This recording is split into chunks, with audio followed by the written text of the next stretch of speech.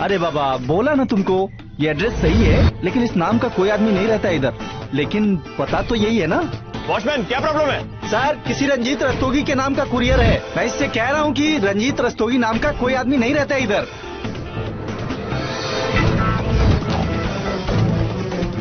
Courier ले लो, इधर लेकर आओ।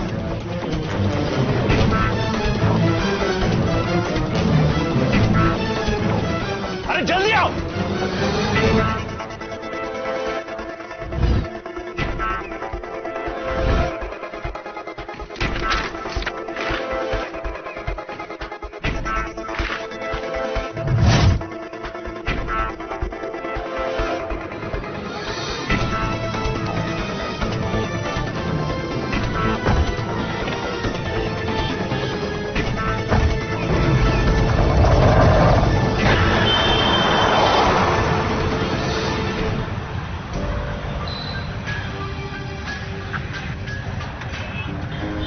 अरे एसी ऑन करो प्लीज।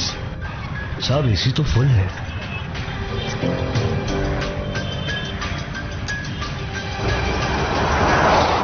जेंटलमैन, आयशा ये एक बहुत ही काबिल ऑफिसर हैं। इन्होंने जो ड्रग माफिया को पकड़ने के लिए अंडरकवर ऑपरेशन किया था, वो हमारी ईटीएफ की वजह से थोड़ा मुश्किल में पड़ गया।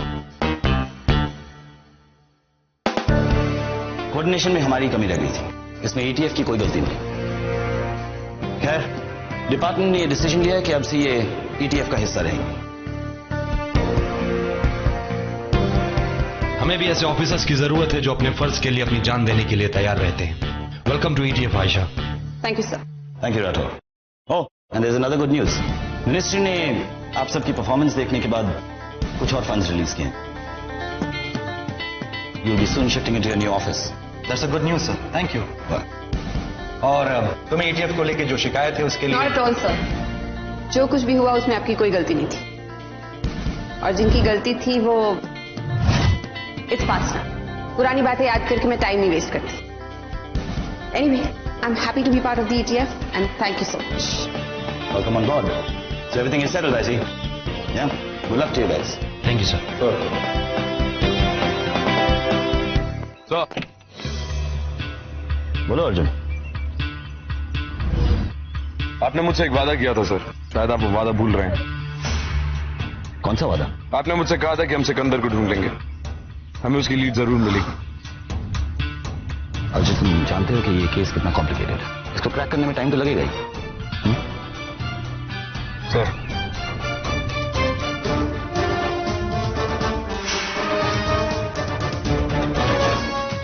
जी, ये तुम्हारे पास कहां से है?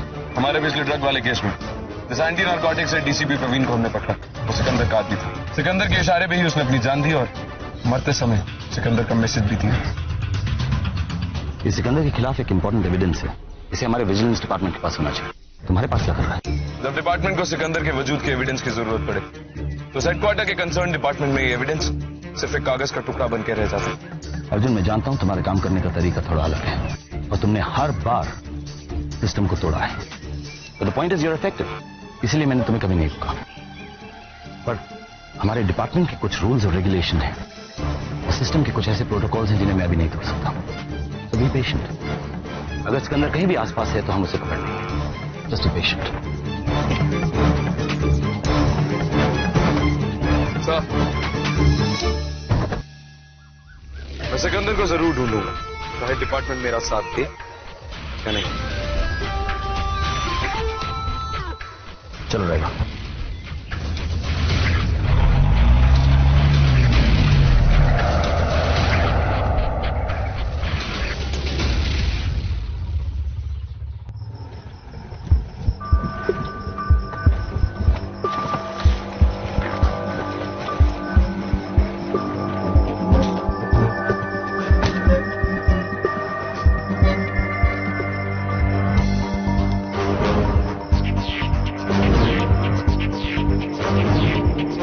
गाड़ी लेकर घर चलो, मैं टैक्सी लेकर आ जाऊंगा।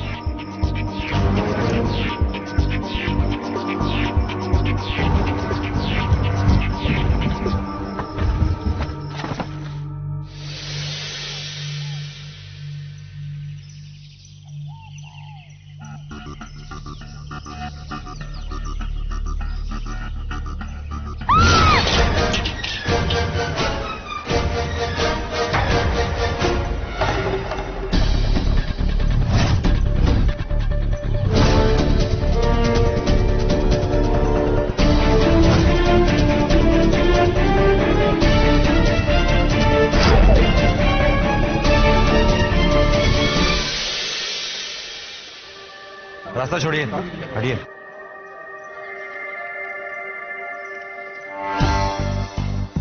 ग्लव्स।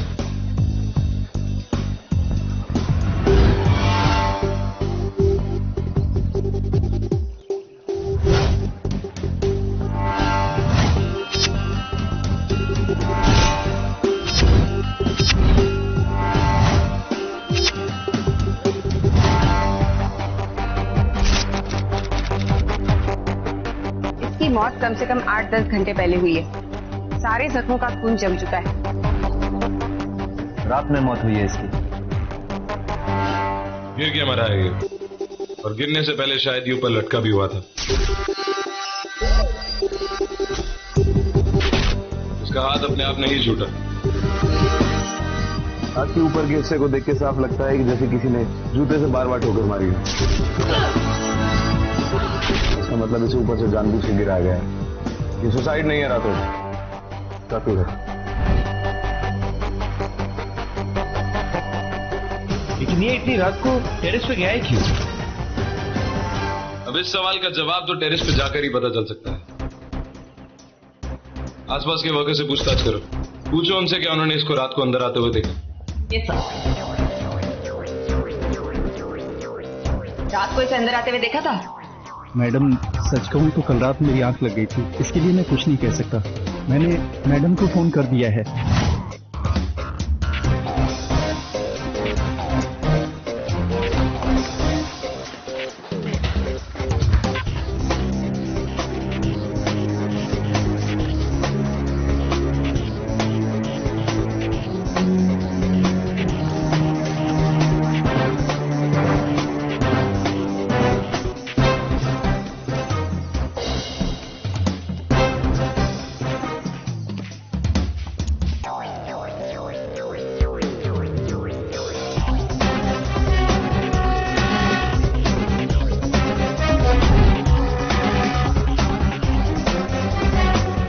महेश को यहां से गिराया गया है।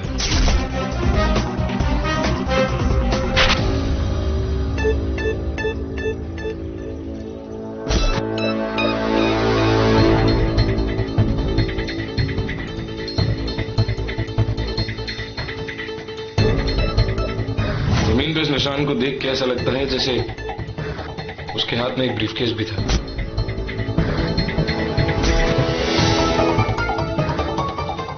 अगर उसके पास ब्रीफकेस था तो फिर वो गया कहाँ? और उस ब्रीफकेस में था क्या? शायद इस सवाल का जवाब उसकी बीवी दे सके। मैडम आप अंदर नहीं जा सकती। मैं उनके पति।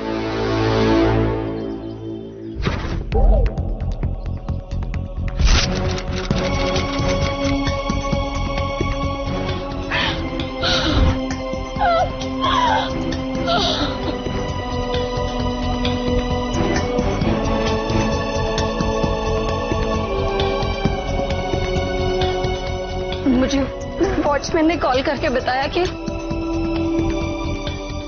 कल रात जब आपके पति घर से निकले, क्या उनके हाथ में कोई ब्रीफकेस था? हाँ, एक काले रंग का ब्रीफकेस तो था। क्या था उस ब्रीफकेस के अंदर? पैसे। कितने पैसे थे? वो मुझे नहीं पता। महेश ने मधुमती को देने के लिए बैंक से पैसे निकाले थे। मधुमती? हाँ, मधुमती। वो लगातार महेश को खाए जा रही थी और ये पता नहीं क्यों उस पर पैसे लुटा रहे थे। मुझे तो कभी कभी लगता है कि मधुमती ही इनको ब्लैकमेल कर रही थी। अगर महेश मधुमती से मिलने गया था तो फिर वो यहाँ कैसे पहुंच गया? श्री, जिस बैंक से महेश ने पैसे विड्रॉ किए उस बैंक से पता करो कि महेश ने कितने पैसे विड्रॉ किए और जो नोट उसे दिए गए वो किस सीरीज में थे। Okay sir. इधर आओ। क्या तुम ही इनको कल रात को यहाँ लाए थे? हाँ साहब, कल रात मैं ही इन्हें यहाँ लाया था। इन्होंने मुझसे कहा था कि मैं वापस चला जाऊं, वो टैक्सी से आ जाएंगी। तो मैंने गाड़ी बंगले पे पार्क कर दी और मैं घर चला गया। और आज सुबह मैडम का फोन आया ये पूरी खबर देने के लिए। मधुमती का पता दीजिए। कौन है आप और ऐसे कैसे घुस सकते हैं मेरे घर में?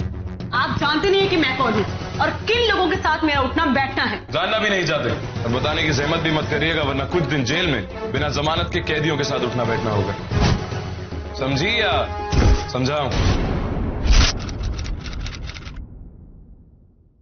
कल रात को महेश का मर्डर हो गया। घर से वो आपको पैसे देने के लिए निकले थे। मुझे उसने कोई पैसे नहीं दिए। आयशा, घर की तलाशी लो। आप ऐसा नहीं कर सकते हैं। आप जानते नहीं कि मैं। हो गया।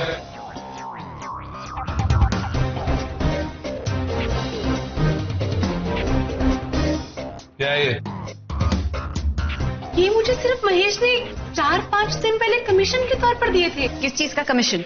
मैं महेश को सरकारी जमीन सस्ते दामों पर दिलवाती थी। ये उसी का कमीशन है। हेलो सर, महेश ने बैंक से 4 करोड़ रुपए निकाले सर। सब 1000 के नोट्स थे सर, और 5HM सीरीज के थे। ओके, ये वो नोट नहीं है जो कल महेश ने बैंक से निकाले थे। अगर महेश मुझे कल मिला ही नहीं तो वो मुझे पैसे कैसे देता? आप मानिए मैं सच बोल रही हूँ। आप सच बोल रही हैं या नहीं, इसका फैसला हम करेंगे, आप नहीं। झूठ बोल रही है ये। सच भी हो सकता है रातों, क्योंकि ये वो ब्रीफकेस नहीं था जो महेश घर से लेके निकला था। अगर ऐसा होता तो उस पर सीमेंट का दाग होता, लेकिन ये ब्रीफकेस एकदम साफ था। और वो नोटों की सीरीज भी तो अलग थी। हो सकता है उसने वो नोट कहीं छुपा दिए हो। खैर, जो भी है, हमें इसके ऊपर नजर रखनी होगी। आयशा, इसका फोन ट्रेस करो, पता करो कल रात से ये कहाँ थी। Right sir. इतना तो तय है कि महेश का खून उन 4 करोड़ रुपए के लिए किया गया है। और वो नोट अब उस कातिल के पास है। जाहिर सी बात है वो उन्हें खर्च करने की कोशिश जरूर करेगा। आयशा, इन नोटों की सीरीज के बारे में सारे बैंक्स में इन्फॉर्म करो। उनसे कहो कि अगर इस बारे में उन्हें कोई भी जानकारी मिले तो हमें इमीडिएटली इन्फॉर्म करेंगे। हफ्ता वसूली का केस लग रहा है। हो सकता है महेश को अंडरवर्ल्ड से धमकी आई हो। इस बारे में हमें सिर्फ 2 ही लोग बता सकते हैं, या तो महेश की बीवी सविता या उसका ड्राइवर जो हमेशा उसके साथ रहता था।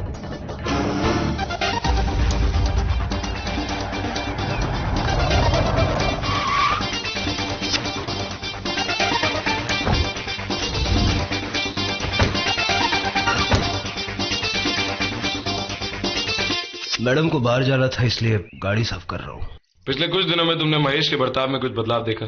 कुछ परेशानी है कुछ? 2-3 दिनों में तो नहीं, लेकिन कल साहब बहुत ज्यादा परेशान थे। गाड़ी में एसी भी फुल था, लेकिन उनको पसीना छूट रहा था, बार बार पसीना पूछ रहे थे। इससे पहले मैंने साहब को कभी इतना परेशान नहीं देखा।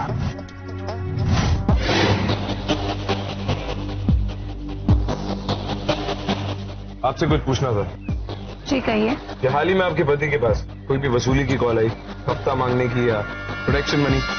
देखिए, मुझे इस बारे में कुछ नहीं पता।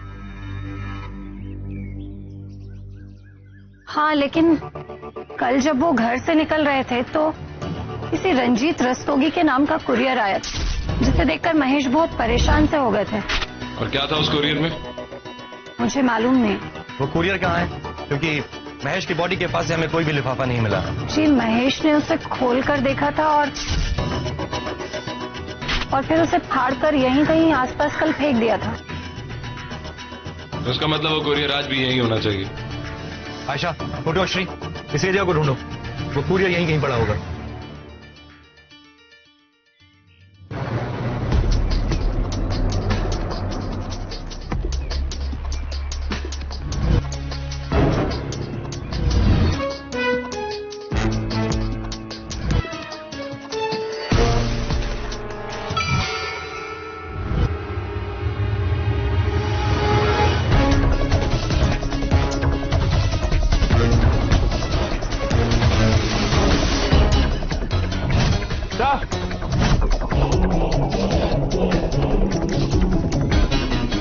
ये वो लिफाफा है।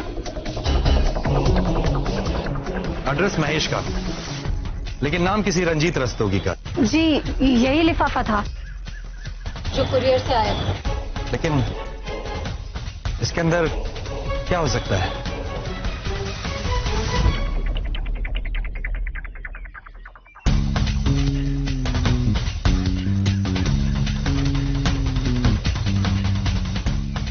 लिफाफे के अंदर ये टिकट थी रातों। 37 साल पहले लगी पिक्चर का टिकट, लेकिन कोई इन्हें अब क्यों भेजेगा? लेकिन कुरियर तो किसी रंजीत रस्तोगी के नाम से आया था। इसका महेश के साथ क्या कनेक्शन हो सकता है? वही कनेक्शन तो है रात में।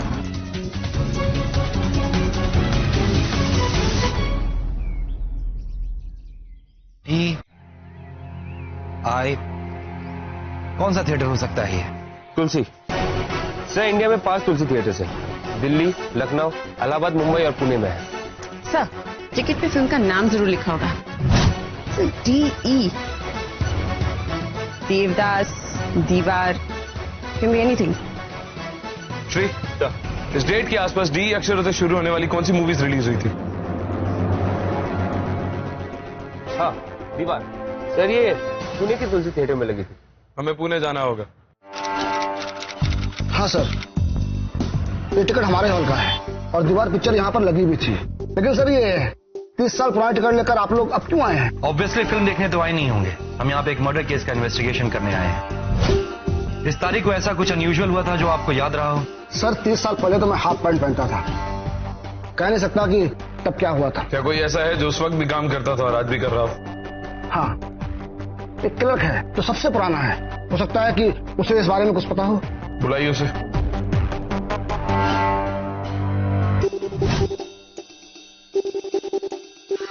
पिक्चर का फर्स्ट डे फर्स्ट शो था। फिल्म सुपरहिट जा रही थी। 20 का टिकट 50 में ब्लैक हो रहा था। चलो 20 का 50, 20 का 50। अमिताभ बच्चन का सुपर हिट डायलॉग देखने का मैडम।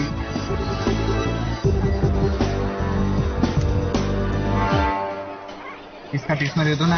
ये चले, सुपर हिट मूवी है, हिट डायलॉग देखने का 20 का 50, 1 रुपया पैसा दे दो ना। अरे कम भी नहीं होगा, बोला ना यार। 50 में कौन देखेगा? 2 दिन के बाद वैसे भी कैसेट आ जाएगी, घर पे देख लेंगे। VCR पे आ रहा है। अरे आने वाले जमाने का सुपर स्टार है मालूम। इतना हिट डायलॉग बोलता है, कैसा एक्शन करता मालूम। 20 का 50, 20 का 50, 20 का 50 भाई लोग। देश पांडे और डोंगरे मिलके पायरेसी का धंधा करते थे। डोंगरे प्रोजेक्ट चलाता था, इसलिए हर फिल्म की वीडियो कैसेट बना के देश पांडे को देता था। इस बात का पता सबको पता था और जल्दी पुलिस को भी इसका पता चल गया। शायद कैसेट लेने के इरादे से देश पांडे ऊपर भाग गया। जल्दी पकड़ लो उसे। ऊपर प्रोजेक्शन रूम में उन दोनों में क्या बात हुई ये तो पता नहीं, पर डोंगरे मारा गया। देश पांडे पुलिस को देखकर दूसरी तरफ भाग गया।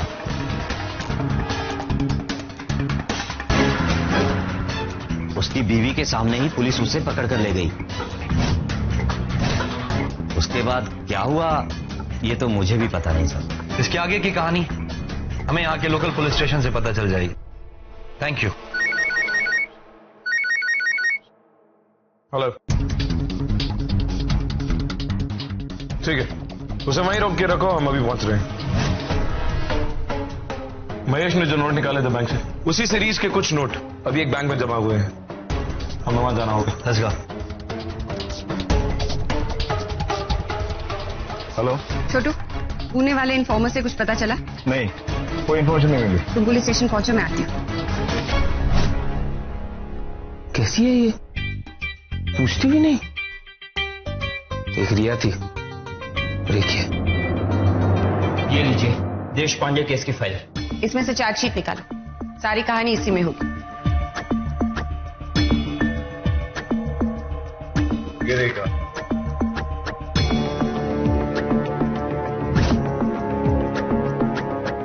छोटू, इसमें लिखा है कि देश पांडे किसी गैंग के साथ काम करता था जो नई फिल्मों के पायरेटेड वीडियो कैसेट्स बनाकर प्रोड्यूसर्स को लाखों का चूना लगाता था। इस गैंग के पीछे किसी रंजीत का दिमाग था जो अचानक गायब हो गया और फिर कहां गया किसी को पता नहीं चला।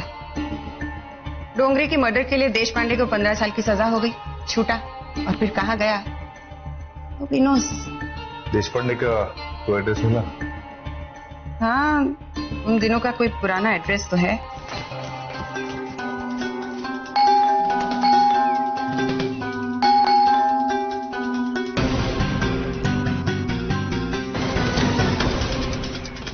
क्या है? कौन मर गया है? बाथरूम में थी ना मैं। देश पांडे कहाँ है? नहीं, यहाँ कोई देश पांडे नहीं रहता। हम ईटीएफ से हैं। देश पांडे को ढूंढ रहे हैं। ओह, सॉरी साहब, मेरे को मालूम नहीं था। पर वो लोग अब यहाँ नहीं रहते। वो तो कब से अपनी बीवी कल्याणी के साथ ये घर बेच के गया। उसको कैंसर हुआ था ना। कहाँ गए? वो मेरे को नहीं मालूम। Okay thank you. सर ये देखिए, ये हजार के 7 नोट इस आदमी के पास थे।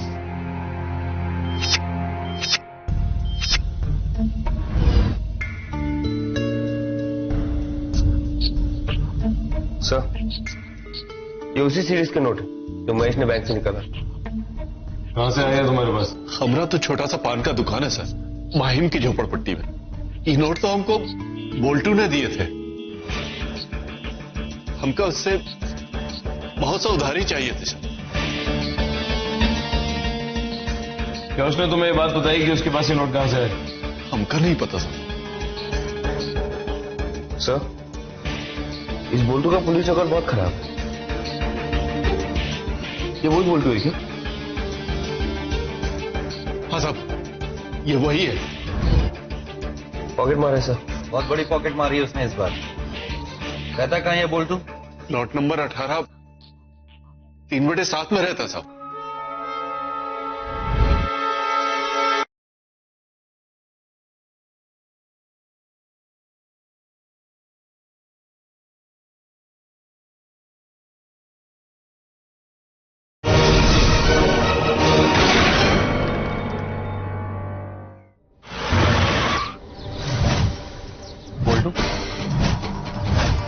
बोल्टू रुको।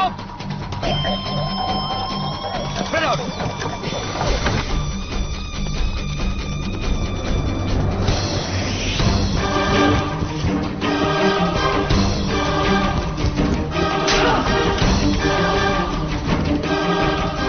संतोष की दुकान पे जो तूने हजार के नोट दिए थे, वो कहां से मिले थे तुझे?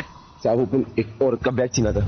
ये रोकड़ा अपन को उधर ही मिला है, बाकी अपन को कुछ नहीं मालूम साहब। कहां पे छीना था ये बैग? बांद्रा के सब्जी बाजार के पास वो टैक्सी पकड़ रही थी उधर ही।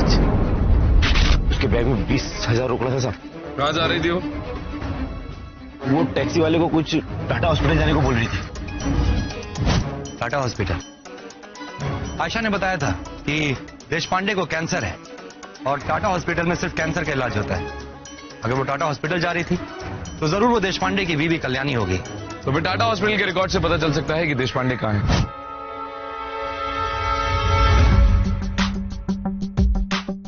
मैम, देश पांडे नाम के यहाँ 7 पेशेंट्स हैं। ओके, उन सभी के एड्रेस मुझे फॉरवर्ड कर दीजिए प्लीज। जी अभी करता हूँ। गुच्छा? छोटू, ये दोनों एड्रेस बांद्रा सब्जी मंडी वाले एरिया के हैं ना?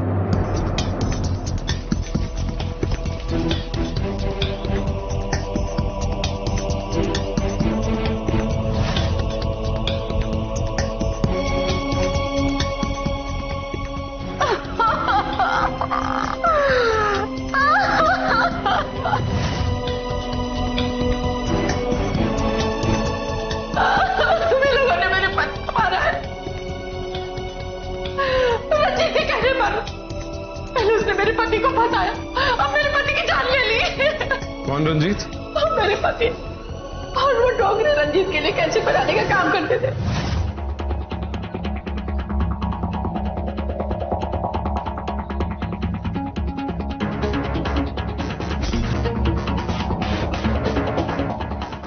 ये लो कैसेट। ऐसे ही काम करते रहे तो खुद का सिनेमा हॉल खरीद लेंगे। चलो डोंगरे, जो तुलसी थिएटर में प्रोजेक्टर चलाता था, जिसका खून आपके पति ने। मेरे पति ने नहीं, मेरे पति को ऊपर बताने गए थे कि पुलिस की रेड पड़ रही है। मैं जो कैसे छुपा दो।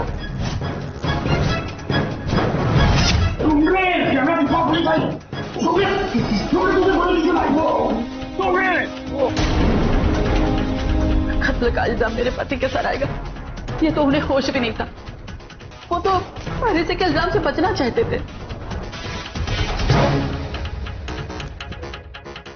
जल्दी पकड़ लो उसे।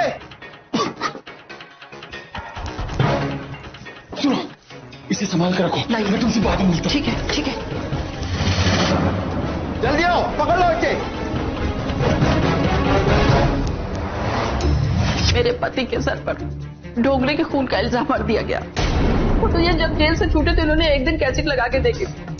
डोंगरे जब फिल्म रिकॉर्ड कर रहा था तो रंजीत वहां आ गया।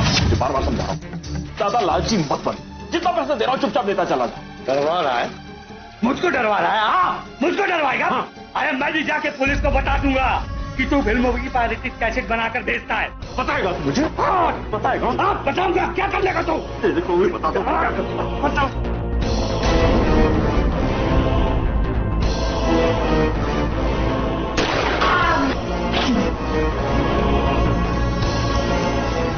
मेरे पति बेकसूर थे, बेकसूर थे। आपके बैग में ये पैसे कहां से आए? सर वो मेरे पति को रंजीत ने दिए थे। टेप देखने के 2-3 दिन बाद उन्होंने मुझे बताया कि जिस इंसान को वो ढूंढ रहे हैं वो मिल गया है। रंजीत इसी शहर में है। और उन्हें ये पता कैसे चला? सर जी मुझे नहीं पता। हमें लग रहा था कि डोंगरे बेकसूर है, लेकिन ये तो उसी गैंग का मेंबर निकला। देश पांडे जो पैसे लाया था रंजीत से, वो कहाँ है? लाती हूँ।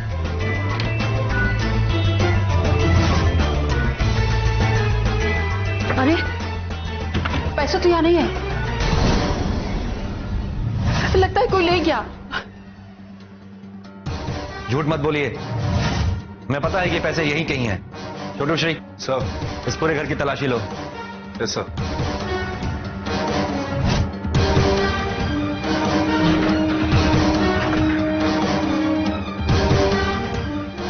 सर, पैसे तो नहीं मिले, लेकिन ये एक फोटो मिला है।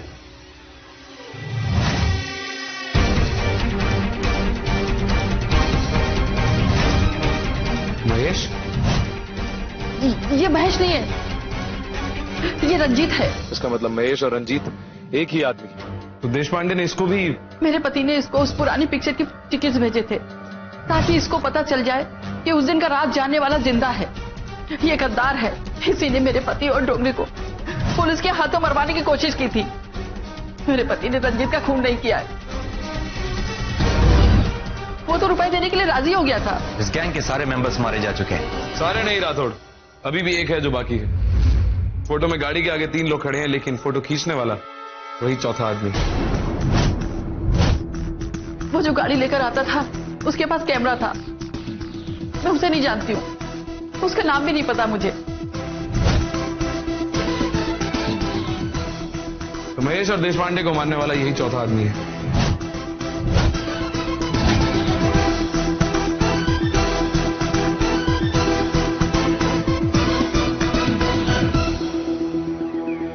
श्री, इस गाड़ी का नंबर स्कैन करो, अपने सॉफ्टवेयर से आरटीओ से कनेक्ट करो और पता करो किस नाम पे रजिस्टर्ड है और कौन से एड्रेस पे। सर, ये गाड़ी गैरेज के मालिक महाशय के नाम पे है।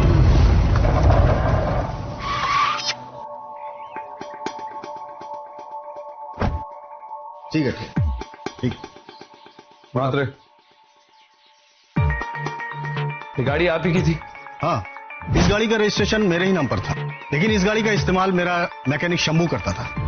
वो इस गाड़ी को लेकर साइट पर जाता था और वहां पर गाड़ियां ठीक करता था। फिर मुझे पता चला कि शंभू सही आदमी नहीं है और मैंने उसे काम से निकाल दिया। वो एक बार पुलिस की रेड हुई थी उसकी गाड़ी में और पायरेटेड कैसेट्स मिले थे उसके पास। और मेरी गाड़ी साहब आज तक पुलिस स्टेशन में ही खड़ी हुई है। ये शंभू कहाँ है आजकल? शंभू कहाँ गया ये तो नहीं पता मुझे, लेकिन एक दिन आया था मेरे पास। उसकी एक आंख पत्थर की हो गई है। वो बता रहा था कि वो जब पायरेटेड कैसेट जीप पे लेके जा रहा था तभी उसकी पुलिस से मुठभेड़ हुई थी और उसी में उसकी आंख ये चली गई। मुंबई जाने के लिए किराया मांग रहा था, मैंने भी तरस खा के उसको किराया दे दिया। इसके बाद वो कहाँ गया कुछ पता नहीं। क्या इस आदमी को पहचानते हैं आप? हाँ, ये आदमी तो शंभू से मिलने गैराज में अक्सर आया करता था, बाकी मुझको कुछ नहीं पता। मुझे पता है शंभू कहाँ मिलेगा। ड्राइवर वो तो नहीं है और उसका मोबाइल भी नहीं लग रहा है। उसके घर का पता दीजिए। सॉरी, एड्रेस तो नहीं है क्योंकि जब भी जरूरत होती थी तो हम फोन से ही कांटेक्ट कर लेते थे। नंबर दीजिए उसको। 98542970।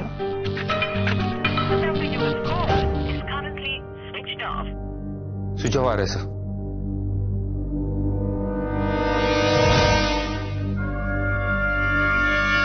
तो ये नंबर मधु के नाम पे लिया गया है। I was right. झूठ बोल रही थी मधु।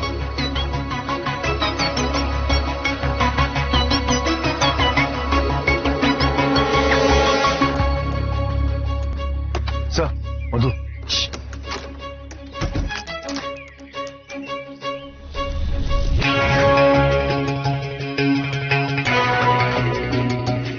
देखते हैं कहां जा रही है।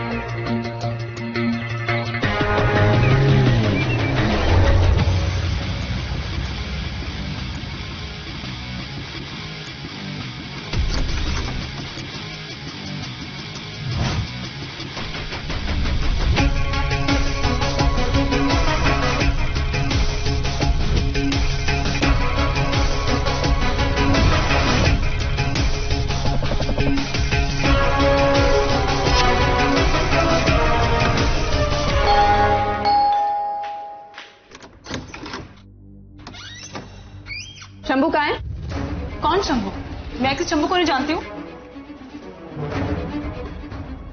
एक ड्राइवर की पगार से काफी शानदार घर बना रखा है तुमने, कैसे? महेश और रंजीत रस्तोगी ने अपने पुराने साथी का काफी अच्छी तरह ध्यान रखा है, नहीं? मैं किसी रंजीत को नहीं जानता साहब।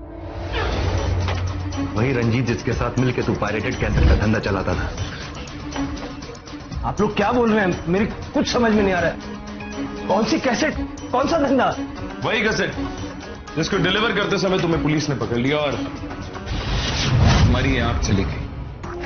वही वाली कैसेट तुम्ही ने महेश और देशपांडे को मार के उनका सारा पैसा हड़प लिया था, राइट? साहब मेरा यकीन मानिए, मैंने देशपांडे को नहीं मारा है और मुझे नहीं पता वो रुपया कहाँ है। मुझे सच में कुछ नहीं पता साहब। ठीक है, जब तुम कुछ जानते ही नहीं हो तो तुम्हारे होने और ना होने से हमें कोई फर्क नहीं पड़ता। एक मिनट बताता हूं।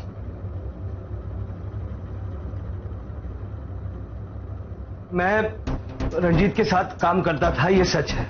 उस तक कैसेट पहुंचाने का काम मेरा था, लेकिन मैंने रंजीत को मारा नहीं है साहब, क्योंकि वो मुझे हर महीने 50,000 रुपए ऐसे ही देता था। जेल से छूटने के बाद मेरी हालत बहुत खराब थी। चोरी की गाड़ियों का काम करता था, छोटे मोटे धंधे करता था, लेकिन पुणे की पुलिस ने सब नाक में दम करके रखा हुआ था। अपनी जिंदगी से बहुत थक चुका था। उसके बाद मैं मुंबई आया अपनी बहन की बेटी मधु के पास। उसने कहा कि वो महेश की कंपनी में मुझे नौकरी लगवा देगी, लेकिन जब मैं महेश से मिलने उसके ऑफिस पहुंचा तो सर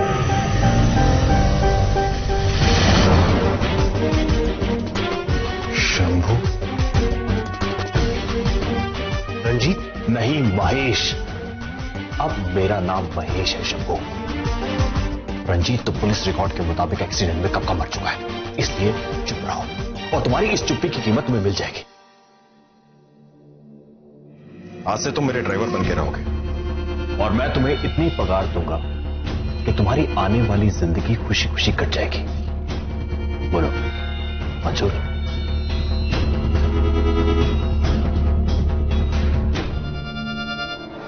विश्वास कीजिए साहब, मैंने महेश को नहीं मारा है। महेश तो हर महीने 50,000 रुपए इसी बात के देता था कि उसकी असलियत किसी पर मैं जाहिर ना होने दूं। मैं उसे क्यों मारूंगा साहब? मैं सच बता रहा हूं, मैं नहीं जानता कि महेश और देशपांडे को किसने मारा है और 4 करोड़ रुपया कहां है। सर, पूरी घर की तलाशी ले ली, कुछ नहीं मिला।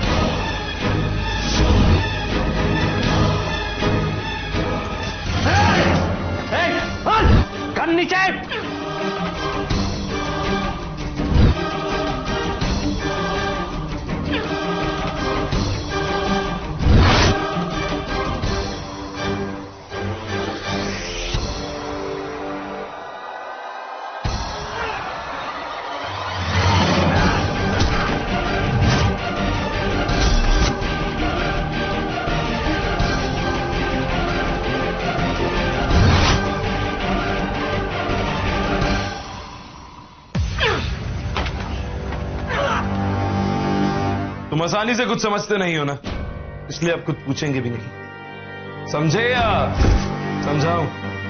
हाँ साहब, मैंने ही महेश्वर देशपांडे को मारा है। टिकट देखने के बाद वो बहुत परेशान हो रहा था। गाड़ी का एसी फुल होने के बावजूद उसे पसीने छूट रहे थे।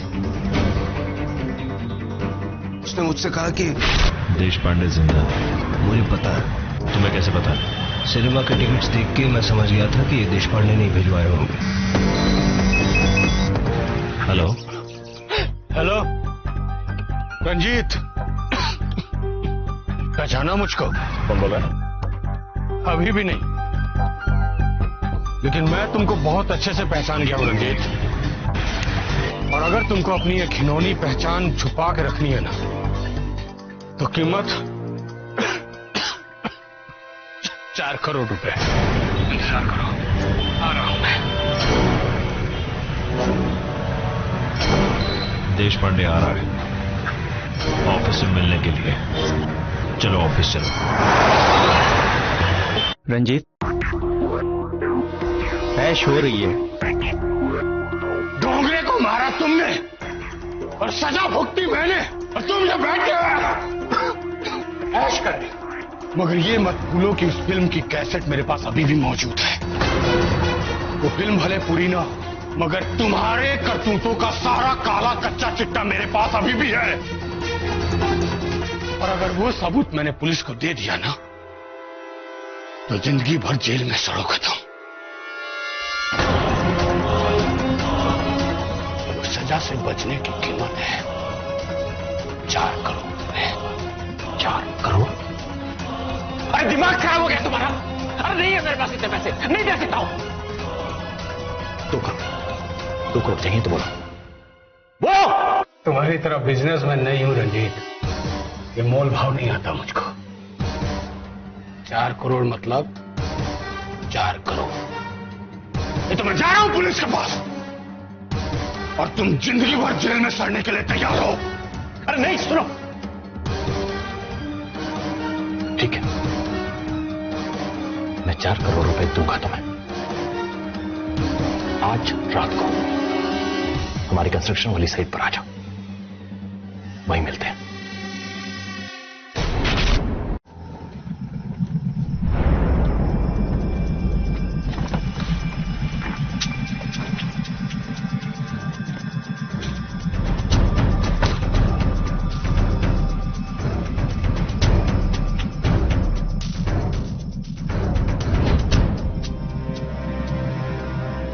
तुम गाड़ी लेकर घर जाओ, मैं टैक्सी लेकर आ जाऊंगा।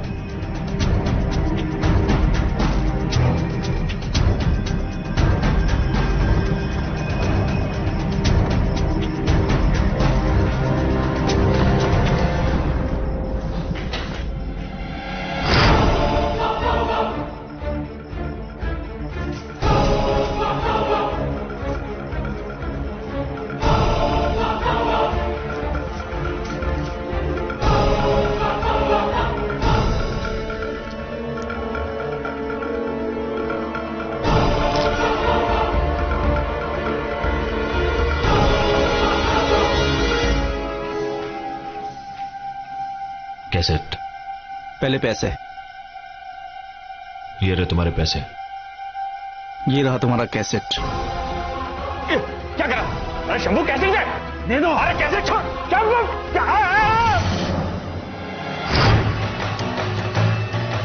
अभी जा तू, हर काम में तेरा साथ दिया, तब भी ड्राइवर बना के रखा मुझे हमेशा तूने।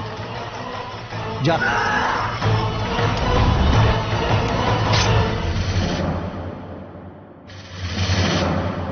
महेश की मौत के बाद मैं देशपांडे के घर गया। देशपांडे, पैसा तुम्हें मेरी वजह से मिला है, और उस कैसेट का वैसे भी कोई मतलब नहीं है, तो समझदारी इसी में है कि पैसा आधा आधा कर लेता। किस खुशी में शंभू? तू नहीं मानेगा?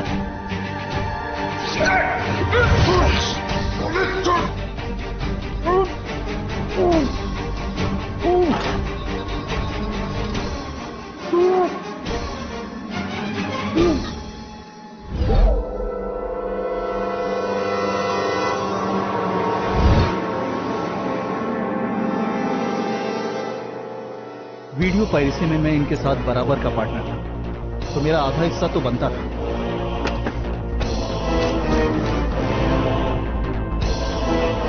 मगर सबसे बड़ी दिक्कत ये थी कि मुझे ये लोग हमेशा ड्राइवर ही समझते थे। लालच ने इनसे शुरुआत पायरेसी से करवाई और खात्मा उन तीनों की मौत पर। देश पांडे, महेश और रंजीत और डोंगरे, उन तीनों को तो अपने गुनाहों की सजा मिल चुकी और अब तुम्हारी बारी है शंभू, क्योंकि लालच तुम्हें भी वहीं पहुंचाएगी शंभू जहां उन तीनों को पहुंचाया गया। समझे या समझाऊं?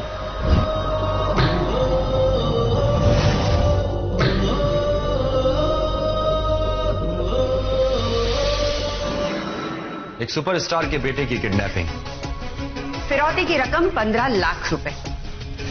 15 लाख, वो भी एक सुपरस्टार के बेटे के लिए?